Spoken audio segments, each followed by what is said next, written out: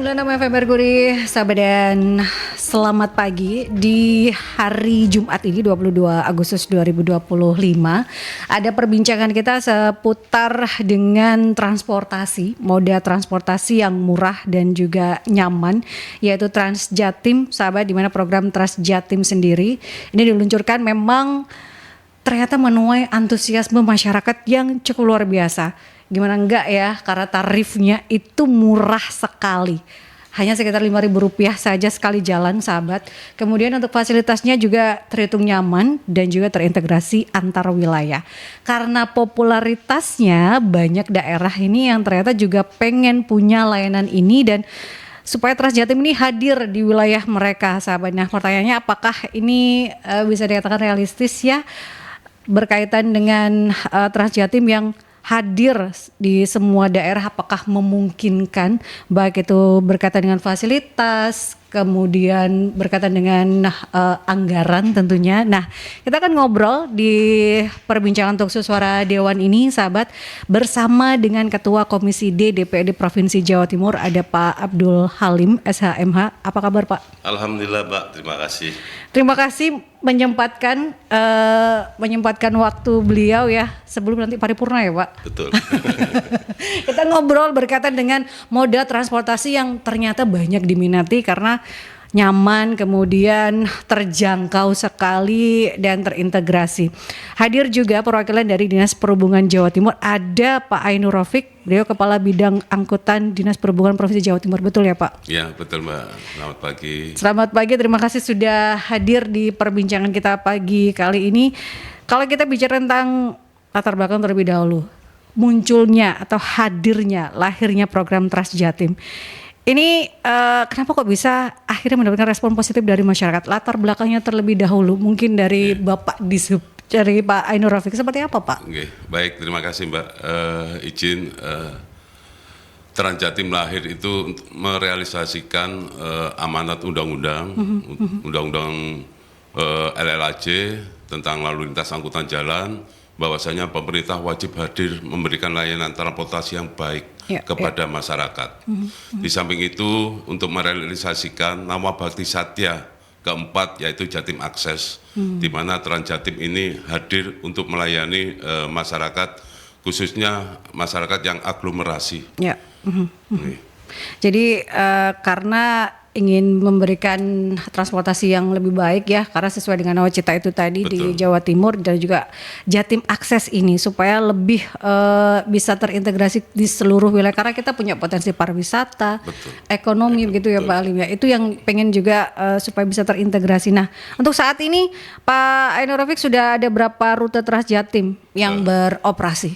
Baik, Transjatim pertama di launching itu tanggal 19 Agustus tahun 2022 sampai dengan tahun 2025 ini kita sudah ada 6 koridor, Mbak. 6 koridor, dan insya Allah di tahun ini juga kita nanti ada koridor selanjutnya, yaitu koridor 7 yang menghubungkan antara Lamongan Selatan dan Lamongan Utara, yaitu tepatnya di Paciran. Dan insya Allah tahun ini juga kita merealisasikan Transjatim koridor 1 di Malang Raya. Untuk rute Transjatim yang sekarang ada 6 koridor, itu yang pertama, itu rute koridor 1, itu rute Porong ke Gresik. Yeah. Itu dilayani oleh 30 armada dan 5 Transjatim Luxury. Kemudian koridor 2 itu menghubungkan Mojokerto ke Surabaya. Yeah. Terus kemudian koridor 3 itu Mojokerto ke Terminal Bundur Gresik via Balung Panggang. Selanjutnya koridor 4 itu rute Terminal Bundur Gresik ke Paciran lewat Pantura, di mana daerah tersebut banyak wisata, religi, ya, banyak ada pondokan, WBL, terus ada tempat-tempat wisata, dan juga banyak tempat-tempat para pekerja, terutama industri. Kemudian untuk koridor 5 itu rute Terminal Purabaya ke Terminal Bangkalan. Alhamdulillah ini load faktornya luar biasa. Saya berharap nantinya kepada Pak Ketua nanti bisalah UT-nya bisa ditambah karena memang koridor 4, koridor 5 ini luar biasa peminatnya. Dan yang terakhir di 2025 itu kita launching koridor 6. Koridor 6 itu Mojokerto via Mojosari, Mbak. Mojosari ke Porong. Semua Transjatim ini terintegrasi dengan koridor-koridor yang lainnya. Jadi masyarakat yang mau pindah koridor itu bisa ke terminal-terminal yang mereka tuju. Dan kita juga ada namanya karcis terusan. Ya. Di mana masyarakat yang sebelum 2 jam itu bisa berpindah koridor tanpa dipungut biaya lagi. Alhamdulillah antusiasnya sampai dengan saat ini kita perharinya untuk 6 koridor ini sudah menembus angka 22.000 orang per hari. 22.000 orang per hari. Jadi selama ini masyarakat naik apa, Mbak? Pertanyaannya. Iya, Pak, 20.000 per hari itu kan. Jadi istilahnya masyarakat mungkin angkutan umum tapi istilahnya mungkin kurang nyaman dan belum terjangkau. Satu kali perjalanan saja itu 2 jam kita hanya bayar 5.000 kan ya Pak, pindah koridor. Bayangkan ini masyarakat hemat berapa banyak ini Pak. Dan yang jadi favorit koridor berapa Pak sejauh ini? Koridor 4, 5 kah atau? Sebenarnya semua koridor kita sudah okupansinya di atas 100%, Pak. Tapi yang koridor 1, 4, 5 itu jadi perhatian kita. Karena low faktornya sudah di atas 150%. Bayangkan kalau 150% orang itu unyel-unyelan lah kasarnya kalau Jawa ya. Nah ini kemarin untuk koridor 1 makanya kita punya namanya Transjatim Luxury, Mbak. Transjatim Luxury itu tanpa subsidi. Itu untuk menyasar ya para pegawai-pegawai yang mohon maaf ya, yang penghasilan menengah ke atas karena itu tarif komersial tanpa ada subsidi. Berapa kalau tarif tanpa subsidi, Pak? 30.000 rupiah dari Porong sampai ke Gresik. Kalau dari Purabaya ke Gresik hanya 20.000 rupiah. Mereka nyaman, Mbak, tidak ada space untuk berdiri.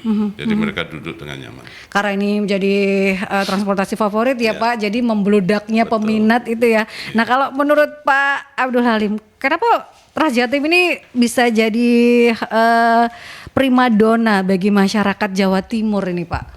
Kalau menurut Pak Abdul Halim, sejauh ini indikator keberhasilannya seperti apa Transjatim kalau menurut Pak Abdul Halim? Ya Mbak, terima kasih. Pertama memang kalau bicara tentang indikator keberhasilan ya, sementara tadi sudah banyak disampaikan, salah satu di antaranya bagaimana low factor daripada penumpang ini begitu di atas 100%, bahkan di beberapa koridor itu di atas 150%.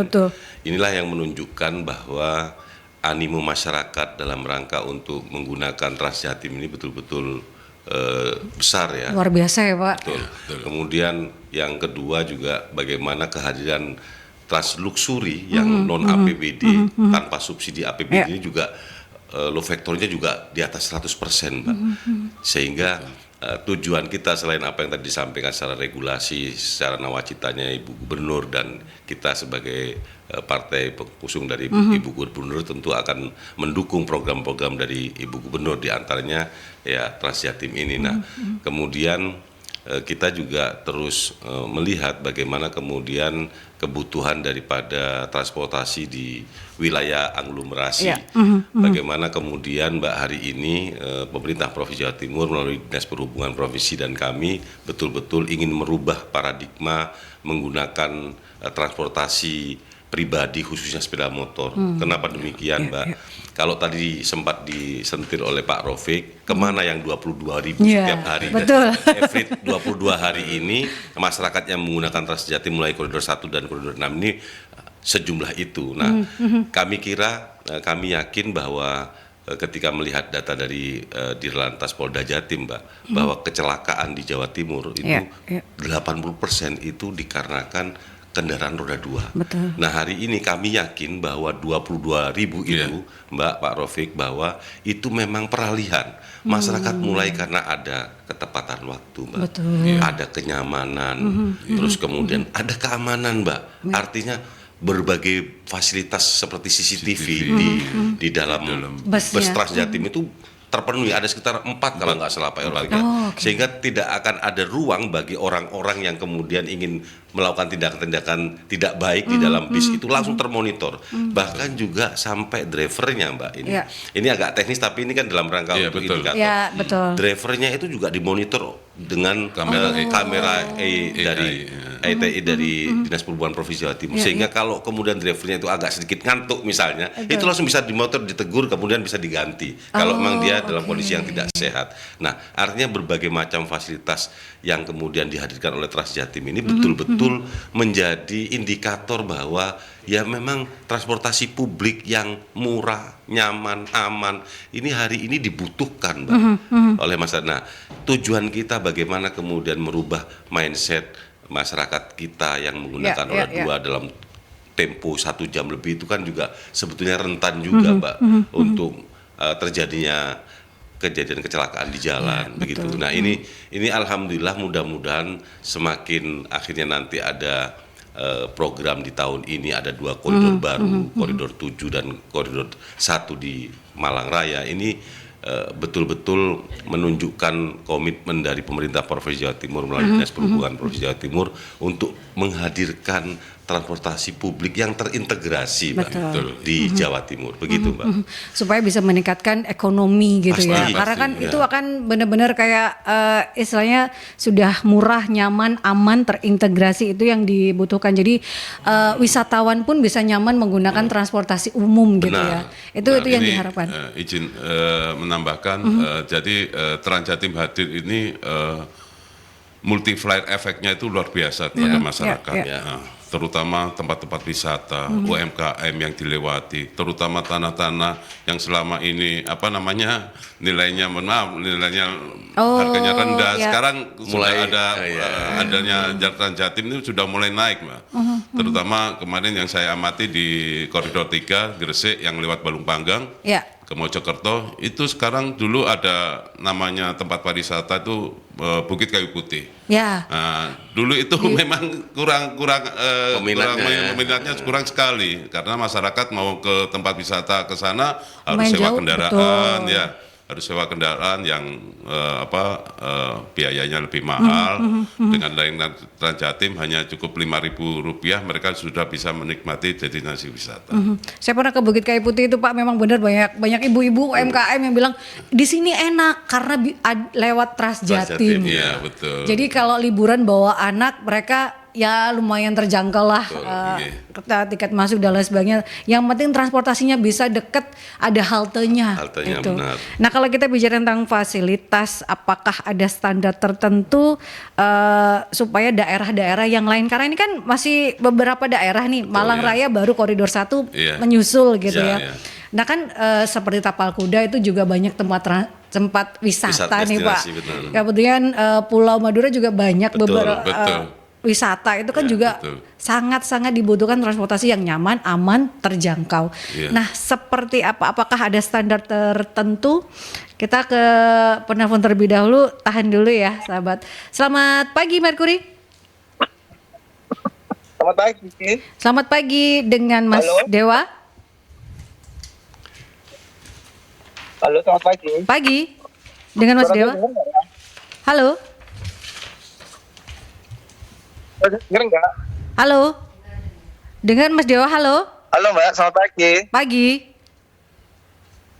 Suaranya kecil ya? Enggak Mas. Silakan. Oh, jelas. Ya. Ya, mau nanya. Ini kan saya sangat mendukung kalau memang ini semua bisa beralih ke angkutan umum ya. Apalagi angka kecelakaan kita ini Jawa Timur yang juga lumayan menyumbang nyawa paling banyak, apalagi di jalan tol dan di jalan umum untuk jalan kota, jalan luar kotanya juga ya, karena kan banyak akses bis dan truk yang mereka ini memaksakan pakai sepeda motor, belum lagi kalau mengemudi pakai mobil yang mengantuk itu ya. Saya sangat mendukung ya. Saya tanya, yang pertama adalah apakah kedepannya itu Trans Jatim akan ada koneksi dengan Bus Surabaya atau Trans Semanggi ya? Karena ini kan juga bisa saling sinergi ya. Jadi berharapnya kalau memang itu bisa, saya sangat appreciate. Jadi Jawa Timur dan Surabaya ini sebenarnya bisa akur programnya Jawa Timur sendiri atau programnya Surabaya sendiri ya. Terus yang kedua adalah apakah ada model bis mini ya, seperti kayak Metro Mini atau bis Bagong ya kalau di istilahnya saya di Blitar itu. Jadi biar lebih cepat gitu ya, karena memang si bis besar itu bisa mengangkut banyak, tapi kalau kapasitasnya ternyata kosong terus berangkat sendiri kan eman ya. Kalau bis Bagongnya, bis mininya itu kecil, cepat full, dan buahnya itu kan bisa juga mengangkut orang lebih cepat dan nggak bingung dengan bodinya itu ya. Itu yang kedua. Lalu akses ke depannya apakah ada akses ke Sampang ya? Karena kan ini Bangkalan, ini katanya ini aksesnya gerbang Kertosusila kalau saya lihat ini. Tapi katanya ada Malang Raya. Nah, kalau Malang Raya sendiri itu apakah juga masuk Blitar, Tulungagung, Kediri atau gimana ya? Apakah itu termasuk ikut Malang Raya ya? Karena itu termasuk nggak salah itu daerah bukan Tapal Kuda, daerah apa? Kulonan, Pawetan nggak salah itu. Itu kan masuk ke Malang Raya dan Blitar juga masuk. Apakah ke depannya? Iya, apakah kalau ada gitu bagus itu. Terus yang yang ini ada lagi pertanyaan, apakah kedepannya bisa sinergi ya antara UMKM dan bus Transjatim? Contoh di haltenya mungkin kerjasama, bisa orang UMKM itu ada dikasih untuk lahan jualan di situ, jadi orang mau jajan sambil nunggu bisa beli UMKM-nya Jawa Timur, atau mungkin di dalam bisnya bisa disediakan juga kulineran gitu loh. Mungkin nggak tahu apa bisnya dilarang ngemil ya, tapi kalau memang boleh Halo. Produk-produk kan, halo. Ya, terputus ya. Ya, jadi kan bisa meningkatkan UMKM kita. Jadi bisa makan aturan. Kan nggak boleh tapi ternyata bisa makan, terus kan makannya bisa makan UMKM kita, mau kopi yang dari produksi UMKM. Terus apakah saya melihat kalau di bus Surabaya itu ada rak sepeda kayu. Saya belum lihat di Transjatim. Kedepannya apakah boleh dipasang nggak ya untuk kalau naik sepeda kayu di cangklong gitu istilahnya, di pangkon itu. Yang halo. Nggak semua. Halo. Terputus-putus Mas Dewa. Halo ya. Ya, dipersingkat ya. Kebanyakan nanti bingung semua. Nanti pertanyaan saya nggak terjawab. Ya. Saya tadi mau ngomong bentar aja, tapi ini gak kena sinyal buat ulang-ulang. Ya. Yang rak Surabaya. Jadi terakhir ini ya. Apakah depannya kan, karena kalau ada rak sepeda kan kita sebagai pekerja atau pejalan kaki ini daripada turun nggak nemu bemo, nggak nemu feeder kan, bisa ngelanjutin pakai sepeda kayu. Sepeda kayunya bisa dinaikin ke bisnya, di pangkot depannya gitu loh. Kedepannya saya usul. Jadi kalau mainnya saya kemana-mana itu enak. Nggak harus jalan kaki pulang ke rumah, tapi bisa bawa sepeda terus di halte lalu di pangkon. Terima kasih, selamat pagi. Selamat pagi Mas Dewa. Ya, kita ke jeda iklan terlebih dahulu ya. Nanti kita jawab semua pertanyaan dari Mas Dewa dan pertanyaan-pertanyaan dari sahabat Mercury, dan Anda masih bisa bergabung di line telepon 5620096 atau di WhatsApp call dan juga WhatsApp Messenger sahabat di 0817300096. Anda juga bisa stay tune di perbincangan khusus Suara Dewan kali ini terkait dengan tema moda transportasi murah dan nyaman. Mungkinkah Transjatim hadir layani kabupaten kota? Bersama dengan Ketua Komisi D DPRD Provinsi Jawa Timur Pak Abdul Halim SHMH, dan ada Pak Ainur Rafiq, Kepala Bidang Angkutan dari Dinas Perhubungan Provinsi Jawa Timur. Anda bisa stay tune baik itu melalui aplikasi On Ears ataupun juga di www.mercuryfm.id. 96 FM Mercury, sahabat masih di perjalanan untuk Suara Dewan ya, bersama dengan Ketua Komisi D DPRD Provinsi Jawa Timur Pak Abdul Halim SHMH dan juga Pak Ainur Rafiq, Kepala Bidang Angkutan Dinas Perhubungan Provinsi Jawa Timur. Karena kita membahas moda transportasi murah dan nyaman, mungkinkah Transjatim hadir layani kabupaten kota? Karena benar-benar Transjatim ini bisa dikatakan jadi primadona transportasi ya sahabat. Tadi ada 5 pertanyaan dari Mas Dewa. Yang pertama itu adalah apakah ke depan Transjatim terkoneksi dengan Transmanggi dan bus Surabaya ini? Monggo Pak dijawab. Oke, baik, terima kasih Mas Dewa. Izin sekarang pun kita sudah terintegrasi dengan Surabaya Bus maupun teman bus. Kita di mana integrasinya? Kita untuk koridor 2 kita bisa terintegrasi dengan Surabaya Bus itu di halte Menanggal dan halte Siwalangkerto. Kemudian untuk koridor 5 kita itu bisa di Gedung Cowek atau di daerah Ampel dan di daerah Perak. Nah, itu kita semua bisa Bus Transjatim berintegrasi dengan Warawiri, Surabaya Bus, baik Wirawiri maupun teman bus.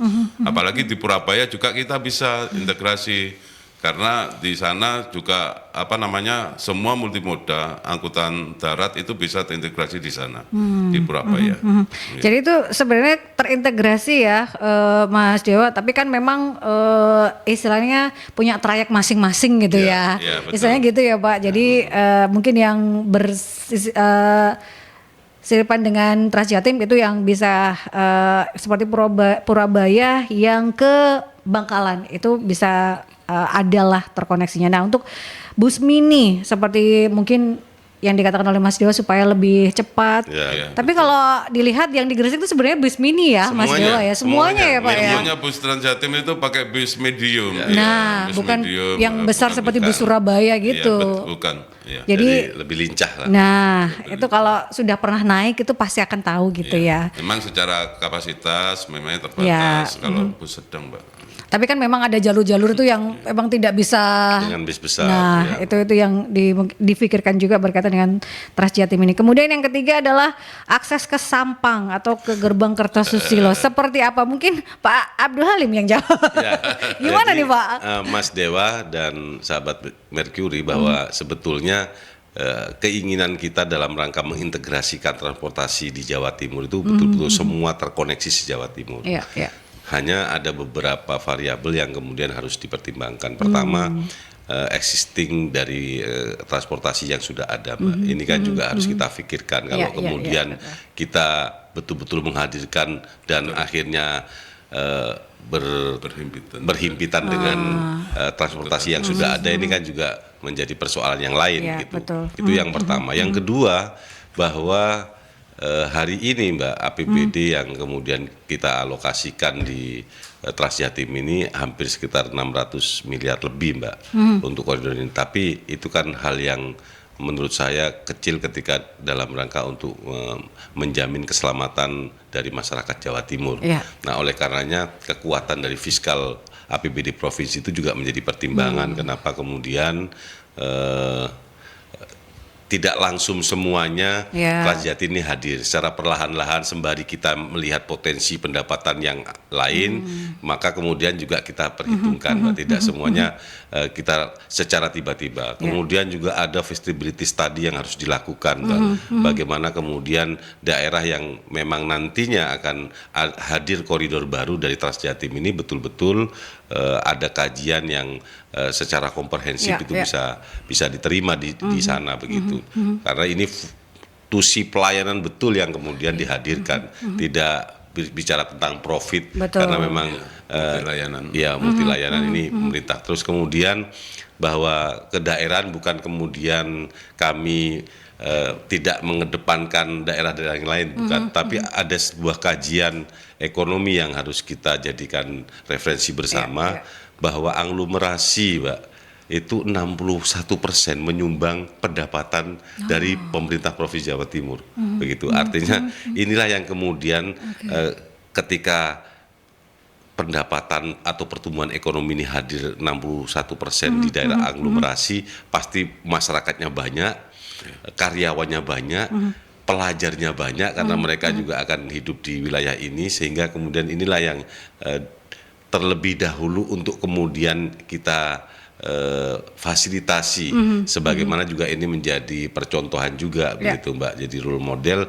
sehingga kemudian ini akhirnya berkembang. Makanya kami juga apresiasi ke Dinas Perhubungan Provinsi Jawa Timur yang secara cepat begitu gerakannya ketika hari ini mencoba untuk masuk ke koridor 7 yang menghubungkan antara Paciran Selatan, Lamongan Selatan dengan Lamongan Utara melewati Gresik ini sebetulnya. Sebagian betul. Ada melewati Gresik. Nah, ini juga terkoneksi, kemudian akan hadir di Malang Raya yang rencananya saya sangat sepakat sekali karena Malang Raya ini selain terkenal dengan kota pelajar juga sekarang ini menjadi destinasi wisata yang luar biasa. Hampir semua masyarakat Jawa Timur kalau weekend itu selalu menuju ke Kota Malang gitu. Nah, ini juga perlu difasilitasi sehingga di sana rencananya akan ada 3 koridor, Mbak.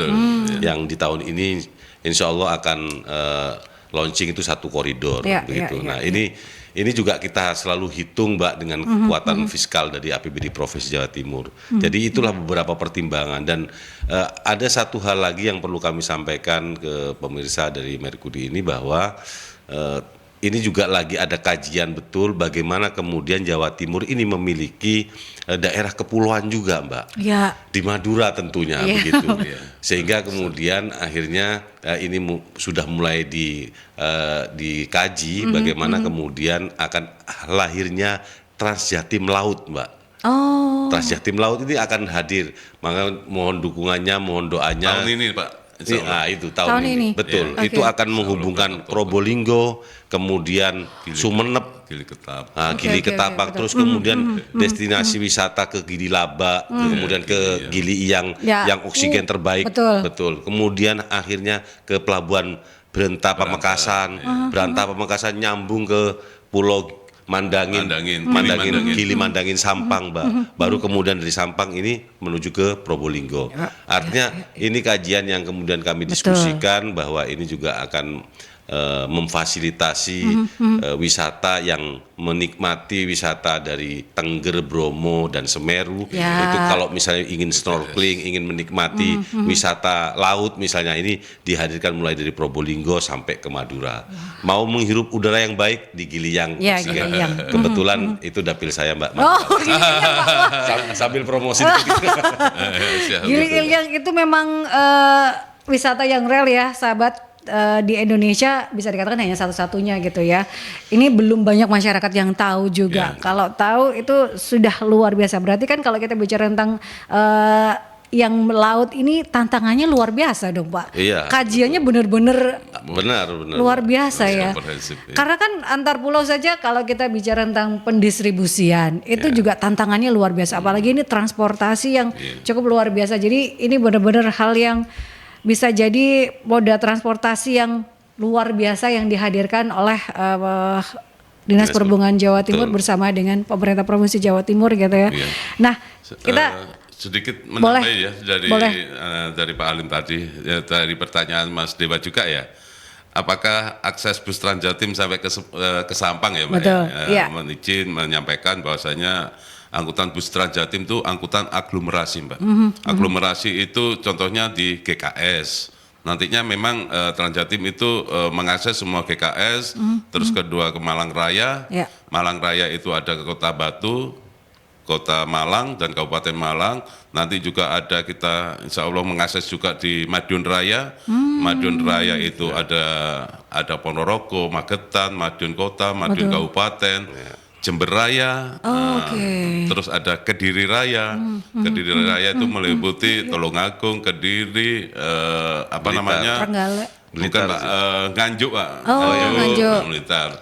Nah, kenapa di daerah-daerah lain itu tidak dilayani oleh Transjatim? Karena kita masih ada namanya angkutan AKDP, Mbak. Angkutan antar kota dalam provinsi, angkutan existing yang lebih jauh jangkauannya dibandingkan dengan angkutan aglomerasi. Karena angkutan AKDP ini, angkutan di Jawa Timur AKDP yang masih eksis dan masih yang terbaik di Indonesia, Mbak. Dibandingkan dengan daerah lain yang kiranya sudah banyak mati suri AKDP. Nah, berguguran ya. Termasuk tadi yang ke Sampang, itu masih ada AKDP kita yang melalui sampai ke Sumeneb. Jadi kan itu tadi ya, hadirnya Transjatim ini bukan untuk tumpang tindih dengan transportasi yang sudah ada gitu ya. Karena Terintegrasi. terintegrasi itu ini inginnya adalah menyambungkan connectivity itu tadi ya yang dikedepankan. Nah tadi pertanyaan keempat adalah berkaitan dengan UMKM. Mensinergikan bisa nggak sih Pak? Ya, wah itu bisa banget Mbak. Jadi gini Mbak, setiap kita akan launching Transjatim, mulai Transjatim koridor 1 sampai koridor 6, kita itu selalu mengadakan namanya FGD. FGD siapa yang kita undang? Semua perangkat desa yang kita lalui jalurnya. Kedua Pak Camatnya, kepala daerah apa yang terkait sama dinasnya terkait dengan angkutan massal ini. Jadi mereka itu pertanyaannya pertama satu, Pak, nanti kalau bikin haltenya saya bikin tempat untuk jualan sama penitipan sepeda. Nah, itulah yang kita harapkan, Mbak. Jadi UMKM di daerah itu bisa meningkat, terutama yang punya Karang Taruna itu bisa bikin tempat-tempat parkir. Karena banyak sekali sekarang yang sudah terrealisasi untuk hal itu. Banyak halte-halte kita sebelahnya untuk parkir sepeda. Contohnya yang di koridor 4. Banyak masyarakatnya yang kerja di Gresik, sepedanya dititipkan di sebelahnya halte. Jadi itu sebenarnya sudah ada gitu ya di beberapa koridor gitu. Nah kalau berkaitan dengan rak sepeda nih Pak, ini sudah adakah atau itu soon akan dihadirkan seperti apa? Ya baik Mbak. Jadi untuk rak sepeda ini memang dulu kita akan bikin Mbak. Bikin karena ada beberapa faktor teknis yang tidak bisa kita merealisasikan. Tapi kemarin sudah ada wacana ke sana Mbak. Kita rencananya akan ditaruh di depan sama belakang. Nanti akan ada briket. Karena waktu dulu itu belum ada desain Pak. Desain khusus yang nantinya akan briket itu bisa terpasang ke rangka bus. Jadi kemarin sudah insya Allah nantinya akan kita realisasikan untuk space untuk menaruh sepeda di badan bus. Tapi untuk sahabat-sahabat Merkuri yang ingin menggunakan Transjatim jangan semuanya bawa sepeda gitu ya. Itu ya. Jadi persoalan baru nanti. Itu nanti persoalan baru. Mungkin yang terbatas saja gitu ya. Ada aturan-aturan lain gitu. Karena ini kan lagi-lagi moda transportasi orang ya, bukan sepeda. Betul, itu yang harus diingat ya. Mungkin bisa diparkirkan kan banyak. Ya betul. Nanti jika izin Mbak Alim, insya Allah di bulan Oktober bertepatan kita launching dengan koridor 7, nanti kita akan meluncing namanya Transjatim Ekspedisi Mbak. Jadi masyarakat misalkan Paciran yang mau kirim barang itu ke Gresik atau ke Surabaya itu nanti bisa Mbak dengan lewat aplikasi Transjatim Ajaib. Berapa kilo itu Pak? 7 kilo ya? Ya maksimal 7 kilo. Jadi kita masih bisa orang Lamongan pesen bebek sinjai di Bangkalan kira-kira. Bisa. Bisa. Karena kita punya halte juga di bebek sinjai. Ya itu bisa dimanfaatkan. Ini benar-benar mengakomodir segala kebutuhan berarti ya Pak ya, hadirnya Transjatim ini ya. Ini ada pertanyaan dari Pak Andi di Gresik. Transjatim ini menjadi tren. Kalau pagi di pemberhentian yang ada itu terlihat antrian penumpang. Apakah tidak ada niatan untuk memperbesar tempat pemberhentiannya Pak, haltenya? Yang kedua, saya juga melihat kadang supirnya agak banter. Dan ini menimbulkan kekhawatiran di jalan. Gimana itu Pak? Jadi izin Mbak, untuk halte memang kita selalu teman-teman selalu survei Mbak untuk survei terkait dengan kapasitas penumpang yang menunggu di suatu halte tersebut. Apabila di halte tersebut memang kurang mencukupi, nantinya kita akan memperluas lagi halte biar masyarakat untuk menunggu bis itu lebih nyaman. Itu ada beberapa yang sudah kita kerjakan. Yang pertama kemarin sudah kita bikin transit point di Purabaya itu yang semula kecil sudah kita lebarkan, kita fullkan. Jadi untuk masyarakat keluar dan masuknya sudah kita pilah. Terus kemudian kemarin kita sudah koordinasi dengan pengurus daripada Sunan Derajat Pak Alim.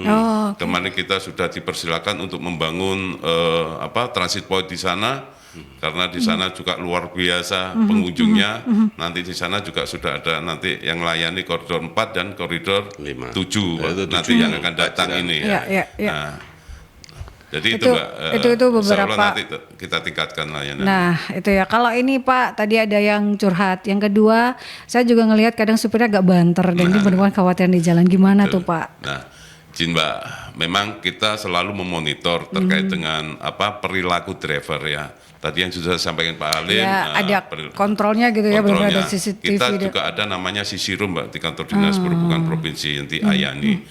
Teman-teman itu selalu monitor apabila pengemudi dalam melaksanakan mengemudinya itu misalkan mereka melewati batas kecepatan yang sudah kita tentukan, melanggar marka, terlalu dekat dengan bis, kendaraan di depannya, itu langsung ditegur sama teman-teman yang petugas tersebut. Dan apabila kejadian itu terulang 2 kali di terminal yang mereka tuju, operator wajib mengganti drivernya tersebut, langsung diganti Mbak. Kalau gitu kita skor atau kita berhentikan sementara beberapa 1 minggu atau sampai 1 bulan mereka tidak menjalankan kendaraannya. Sebenarnya sudah ada ya untuk Pak Andi di Gresik ini semuanya sudah benar-benar terkontrol, baik itu drivernya ataupun juga base-nya di dalam itu ada CCTV-nya, semuanya benar-benar aman, nyaman dan terjangkau. Kalau kita bicara tentang terjangkau itu untuk yang ada subsidinya gitu ya. Betul. Tapi yang luxury itu kan juga sangat-sangat terjangkau gitu ya untuk sahabat-sahabat Megro. Nah, ini kita kembali berkaitan dengan anggaran, karena ini kan bicara tentang APBD fiskal tadi dikatakan oleh Pak Abdul Halim. Berarti kalau memperluas layanan Transjatim, kalau kita bicara angan-angan ke beberapa atau hampir seluruh wilayah kabupaten kota yang ada di Jawa Timur, berapa anggaran Pak? Kalau itu bisa terwujud gitu. Ya, hitung-hitungan kita sederhananya begini Mbak. Sekarang sudah existing itu 6 koridor. Ya, itu hampir 600 sekian miliar yang harus dihadirkan dari APBD Provinsi Jawa Timur. Artinya ya anggap 1 koridor ini ya kurang lebih 100 miliar Mbak. Gitu. Jadi memang kita harus betul-betul cermat menghitung ini, jangan sampai kemudian tidak terakomodasi untuk kewajiban lain dari pemerintah Provinsi Jawa Timur sebagai fungsi pelayanan kepada masyarakat. Maka kami betul-betul juga apresiasi dan mendukung dalam konteks Transjatim ini, tetapi ada banyak kewajiban yang harus dipenuhi di wilayah-wilayah yang lainnya di Jawa Timur ini, Mbak. Sehingga inilah yang kemudian menjadi tugas kami dan tanggung jawab kami untuk bersama-sama membahas ini hari ke hari, bagaimana kemudian kehadiran Transjatim ini jangan sampai kemudian membuat sektor yang lain yang harus dipenuhi itu juga terabaikan. Itulah yang menjadi fokus kita, meskipun saya secara pribadi itu melihat bahwa Transjatim ini merupakan sebuah terobosan yang spektakuler menurut saya Mbak, yang hadir di Jawa Timur, dan betul hari ini juga bicara tentang animo, bicara tentang low factornya, itu juga menjadi indikator bahwa memang masyarakat Jawa Timur itu betul-betul ingin hadirnya sebuah transportasi yang dengan murah, nyaman, aman, tepat waktu, begitu Mbak. Itu beberapa keunggulan dari Transjatim. Belum lagi juga akhirnya kita bicara tentang global warming yang hari ini betul-betul terasa bagaimana kemudian pengurangan emisi dari kendaraan-kendaraan roda 2 yang begitu banyaknya setiap pagi kita lihat, kita rasakan gitu kan Mbak.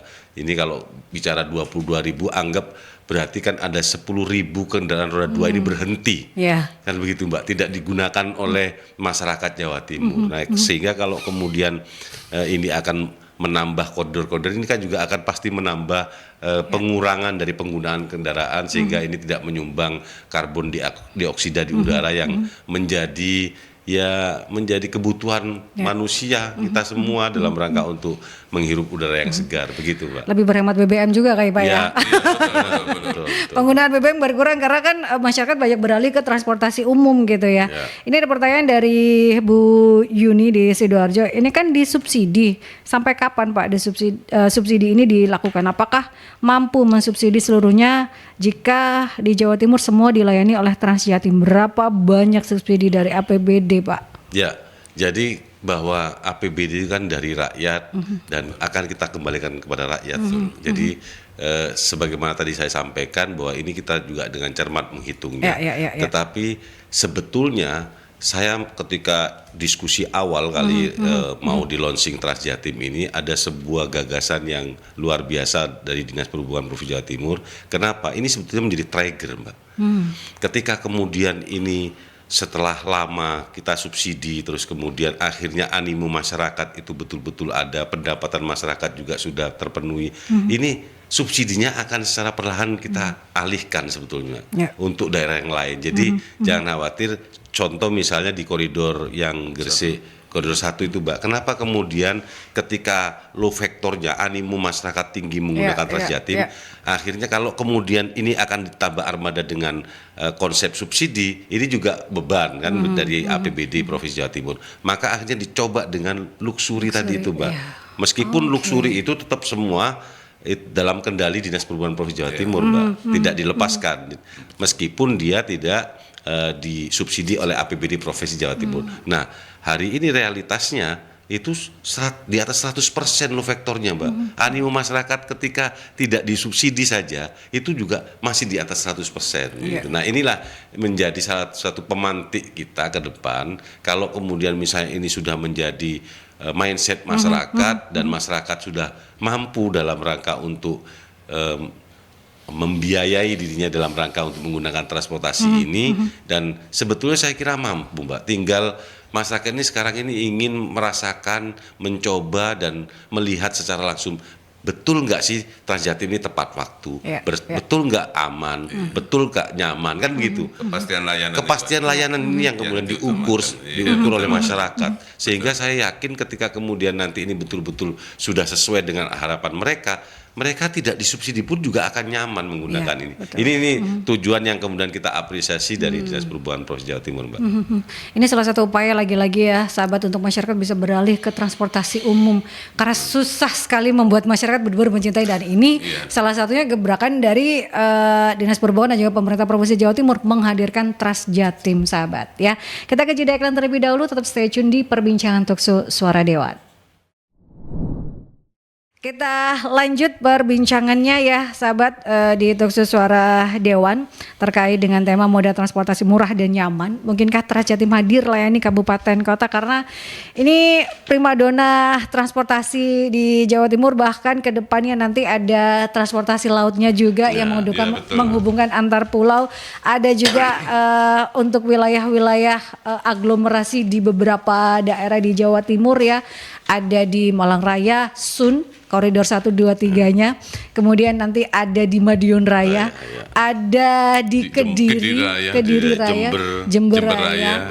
Itu ya, sahabat. Itu coming soon, karena lagi-lagi banyak istilahnya harus ada kajian dan lain sebagainya. Jangan sampai tumpang tindih dengan transportasi yang sudah ada. Karena Jawa Timur juga sudah ada AKDP, jangan dilupakan. Itu juga akan terintegrasi juga bersama dengan Trans Jatim, bersama-sama membangun connectivity di Jawa Timur ini. Untuk ekonomi Jawa Timur semakin maju gitu ya. Ini ada pertanyaan dari Pak Joko. Kalau Trans Jatim masuk ke kabupaten kota, bagaimana Dinas Perhubungan menjawab potensi resistensi dari angkutan lokal? Langsung Pak. Ya, oke, izin Mbak. Trans Jatim itu hadir selalu kita itu tidak semena-mena langsung masuk aja. Di situ pasti ada angkutan existing. Makanya angkutan existing itu selalu kita rangkul, Mbak. Kita rangkul, kita scraping yang semula bisnya itu, mohon maaf ya, bisnya yang sudah berumur tua, kita jadikan bus Trans Jatim. Kita punya pola scraping. Misalkan angkot 5 jadi satu bus Trans Jatim. Terus ada angkutan L3 jadi Trans Jatim.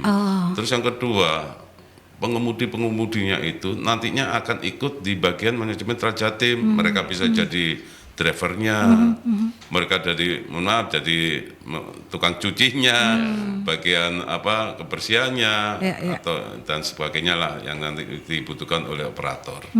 Jadi memang tidak serta-merta ya untuk angkutan lokal ya pasti ada kajian itu tadi. Kenapa betul. Koridor ini kok lama ya Pak? Karena kan banyak peminatnya. Ini banyak kajian yang harus dilakukan gitu ya, dengan benar-benar kajian yang matang dan mendalam sahabat. Jadi tidak akan ada rasialisasi atau bersinggungan lah dengan angkutan lokal gitu ya. Kemudian kami mendorong ya Pak, dari provinsi, ya Pak Halim kemarin juga sudah menyampaikan, tolonglah kalau di kawasan GKS itu kalau sudah terlayani dengan Transjatim, untuk kabupaten kota yang dilintasi mereka bisa bikin feeder Mbak. Bikin feeder, kan angkutan kota sekarang itu kan sudah mati suri. Betul. Nah ini kewajiban kabupaten kota lah Mbak untuk bikinkan feeder. Monggo, kalau memang skemanya seperti Transjatim, kita siap mendampingi untuk kabupaten kota untuk untuk layanan masyarakatnya sendiri. Nanti bisa mengantarkan ke halte Transjatim. Nah karena perkembangan kota itu kan pesat sekali. Betul. Jadi itu butuh angkutan feeder di dalam kota mereka sendiri. Jadi ini yang dilakukan kalau memang ya jangan Transjatim semuanya transportasi ya, tapi memang harus ada kerjasama ya Pak. Tidak bisa sendiri ya Pak. Semuanya harus berkolaborasi. Nah kalau kita bicara tentang APBD Jawa Timur ini mampu menanggung semua kebutuhan ini nggak sih Pak dari Transjatim ini kalau memang banyak di daerah atau dengan subsidi yang sudah ada, kebutuhan satu koridor tadi kurang lebih 100 M. Seperti apa nih Pak? Mbak, alhamdulillah bahwa kategori APBD pemerintah Provinsi Jawa Timur ini kategori tinggi ya.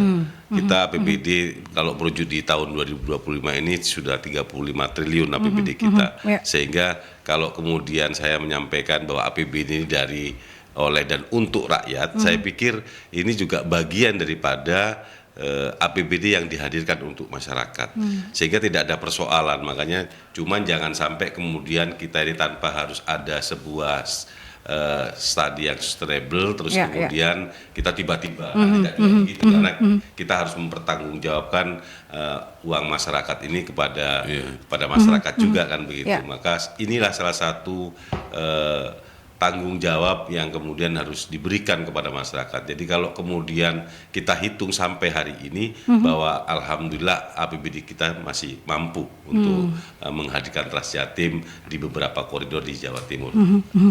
Masih mampu gitu ya sahabat, tinggal masyarakatnya ini yang harus juga taat dalam melakukan pembayaran pajak supaya ini tadi kan berhubungan ya Pak. Betul, Pak. Jadi tadi ditambahin tadi Pak Alim.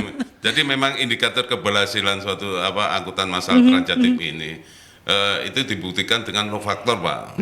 Apabila low factor sudah di atas 70%, itu sudah berarti masyarakat betul-betul sangat mengharapkan adanya transportasi massal ini. Nah ini sudah transportasi sudah bagian kebutuhan Pak ya, kebutuhan masyarakat.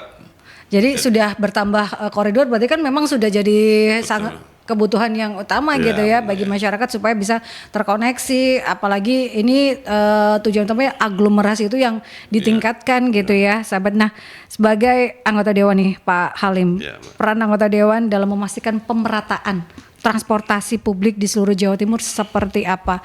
Kalau kita bicara tentang APBD yang insya Allah cukup gitu ya, seperti apa Pak? Iya Mbak, karena memang kami di Komisi D yang membidangi tentang infrastruktur dan perhubungan di dalamnya, maka kehadiran Transjatim pada tanggal 22 Agustus 2022 ini itu juga menjadi sebuah rujukan bagi daerah-daerah untuk segera mungkin juga ada kehadiran Transjatim, Transjatim. Maka oleh karenanya kami ini tadi juga sudah panjang lebar kita bicarakan bahwa tentu tahapan-tahapan ini akan kita lakukan supaya ada kesetaraan Mbak, ada pemerataan hadirnya transportasi yang terintegrasi di Jawa Timur.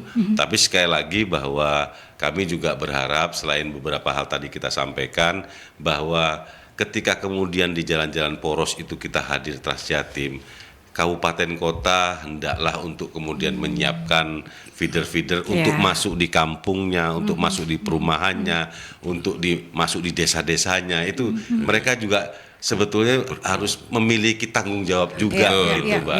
Supaya kehadiran transportasi yang terkoneksi, terintegrasi itu betul-betul ada. Betul. Gitu. Sehingga kemudian masyarakat yang memiliki kendaraan pribadi itu akhirnya tidak banyak menggunakannya. Ini ada transportasi yang disiapkan, dihadirkan oleh pemerintah Provinsi Jawa Timur. Begitu Mbak. Kadang kan jalannya kalau kita bicara tentang di daerah, misal di Kediri Raya nantinya di Madiun Raya gitu kan masyarakatnya kasihan yang di berapa kilo di dalam gitu kan. Nah, gitu kan. Ya, Mbak. Itu yang harus dipikirkan oleh pemerintah kabupaten kota. Itu kewajiban pemerintah. Jadi maksud saya ini juga menjadi tanggung jawab pemerintah kabupaten kota bahwa mereka berharap bahwa Transjatim ini hadir di daerah-daerah mereka, tapi kemudian kalau misalnya tidak juga disiapkan feeder dengan bentuk mikrolet yang lebih kecil kan begitu Mbak, supaya bisa masuk ke kampung-kampung, ke desa-desa, itu ya akhirnya masyarakat juga ada sih keinginan, tapi kan juga tidak sebesar kalau kemudian misalnya itu juga disiapkan gitu Mbak. Mungkin aparat desanya bisa menghadirkan dari dana desa mungkin ya. Betul Mbak. Ya, Pak. Kan faktanya kan ada beberapa kabupaten itu yang memiliki mobil siaga begitu dari dana desa. Nah, artinya ini juga bagian yang kemudian ini menarik juga itu Mbak. Dana desa itu kemudian disisihkan untuk membuat kendaraan itu sehingga ini bisa menghantarkan ke jalan-jalan poros sehingga tersambung dengan Transjatim begitu. Kan anak-anak sekolah, anak kuliah itu kan bisa terbantukan dengan itu. Jadi pendidikan, ekonomi semuanya bisa terbantukan dengan adanya transportasi yang layak. Multiplier efek itu yang akan didapatkan dari Transjatim. Dari transportasi itu tadi ya Pak. 30% loh Mbak. Wah. Penghasilan kita itu habis di transportasi. Betul Pak. Untuk kita, untuk istri, untuk anak. Anaknya banyak gimana? Nah. Bapuk. Terakhir Pak, karena tinggal beberapa menit perjalanan kita sebagai closing statement, apa yang ingin disampaikan? Mungkin dari Pak Ainur Rafiq, dari Kepala Bidang Angkutan Dinas Perhubungan Provinsi Jawa Timur, nanti ditutup oleh Ketua Komisi DPD Provinsi Jawa Timur. Baik, closing statement Pak. Untuk pemirsa Radio Merkuri, mari manfaatkan bus Transjatim ini. Bus Transjatim ini sangat murah, aman, nyaman, dan jangan lupa untuk masyarakat pengguna Transjatim mendownload aplikasi Transjatim Ajaib. Transjatim transportasi andalan Jawa Timur. Iya, transportasi andalan Jawa Timur yang sudah berulang tahun 3 tahun ya Pak. 3 tahun ini. Sekarang hadir di 19 Agustus. Betul ya, betul. Sudah 3 tahun menjadi transportasi andalan masyarakat Jawa Timur. Terakhir sebagai penutup, sebagai closing statement, Pak Abdul Halim, seperti apa Pak? Ya, terima kasih Mbak dan pemirsa Merkuri. Jadi saya pikir bahwa Transjatim ini hadir bagian daripada tanggung jawab pemerintah sejak adanya Undang-Undang 23 2014 itu Mbak, itu adalah legislatif dan eksekutif. Makanya namanya pemerintahan daerah.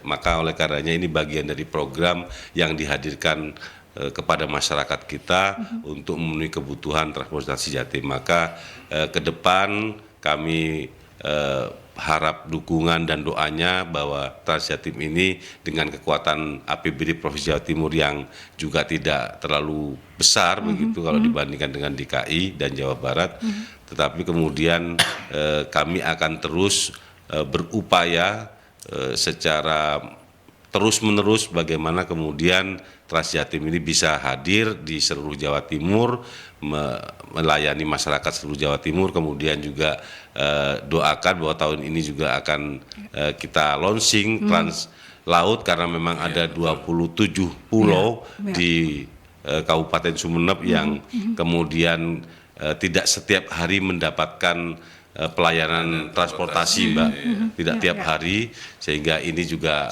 perlu dukungan dan doa dari seluruh masyarakat Jawa Timur supaya saudara-saudara kita yang ada di kepulauan itu juga bisa terfasilitasi dalam mengakses transportasi di Jawa Timur Mbak.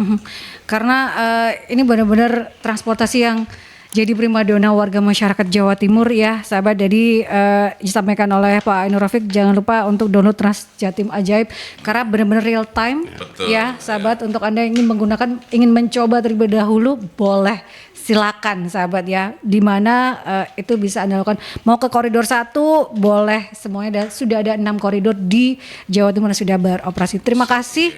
Sukses ya Pak untuk koridor berikutnya yang akan di launching dan juga untuk yang di Malang Raya dan juga yang untuk Trans Lautnya. Ini sangat dinantikan bagi warga masyarakat Jawa Timur untuk meningkatkan ekonomi. Kalau ekonominya Indonesia Jawa Timur naik, tentunya tingkat pendidikan juga akan naik gitu ya, sahabat di Jawa Timur, sehingga generasi muda Jawa Timur ini akan menjadi generasi yang hebat ke depannya, sahabat. Terima kasih sekali lagi untuk Ketua Komisi D DPRD Provinsi Jawa Timur Pak Abdul Halim SHMH sudah hadir di perbincangan kita, dan juga terima kasih Pak Ainur Rafiq, Kepala Bidang Angkutan Dinas Perhubungan Provinsi Jawa Timur sudah hadir, sudah memberikan kita banyak insight berkaitan dengan Trans Jatim Jawa Timur. Untuk Anda yang tertinggal, Anda bisa menyaksikan kembali di YouTube channelnya Mercury di Radio Mercury 96. Saya Andra Lestari, Assalamualaikum warahmatullahi wabarakatuh.